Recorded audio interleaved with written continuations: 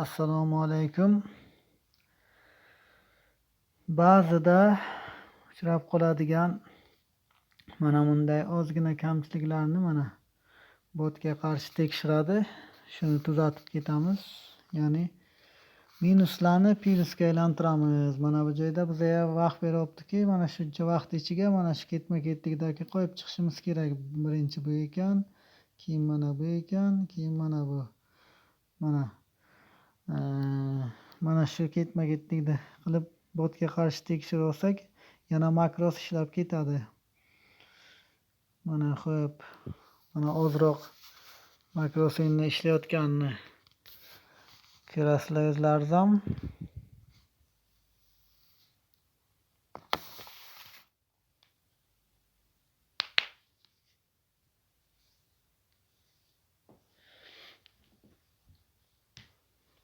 Yettiyu 35 böyle soat, mayli 7:40 gachami hech bo'lmasa qancha vaqt ozroq haqiqatdan ham ishlaganini isboti bo'lsin.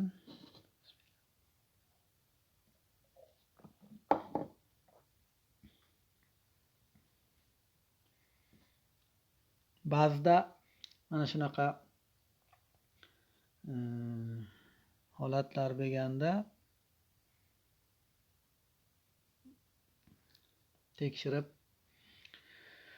botga qarshi tekshiruvlardan o'tib ishga tushirib qo'yish kerak yana. Xo'p, yana qanaqa kamchilik bo'lsa aytishim mumkin.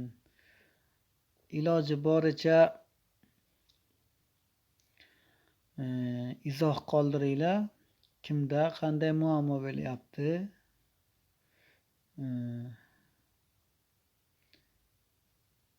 Mana shularni bilsam, qanaqa muammo bo'layotganini tuzatish bo'yicha video tayyorlab chiqaraman.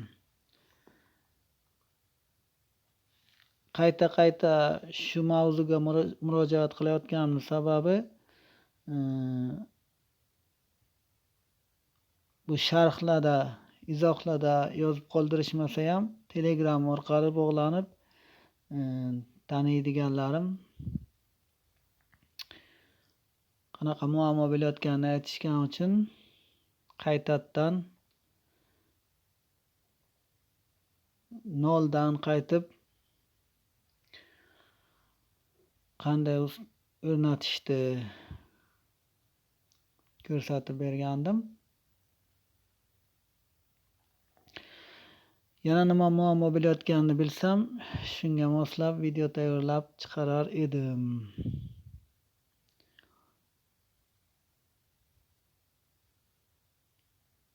Pulli yechishni talab qilib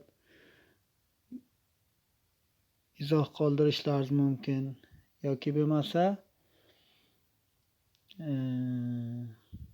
mana bu yerdagi ishlanadigan summani ko'paytirish ham mumkinmi? Mana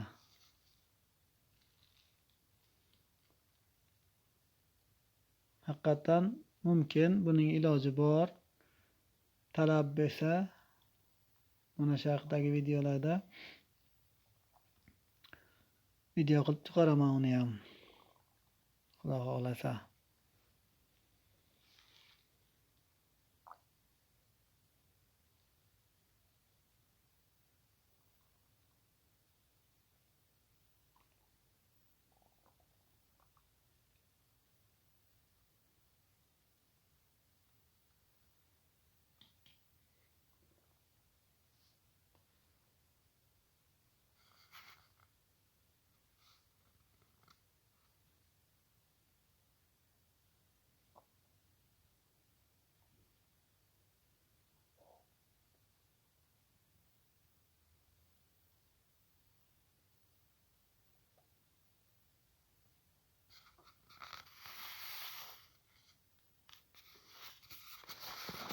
Mana xullas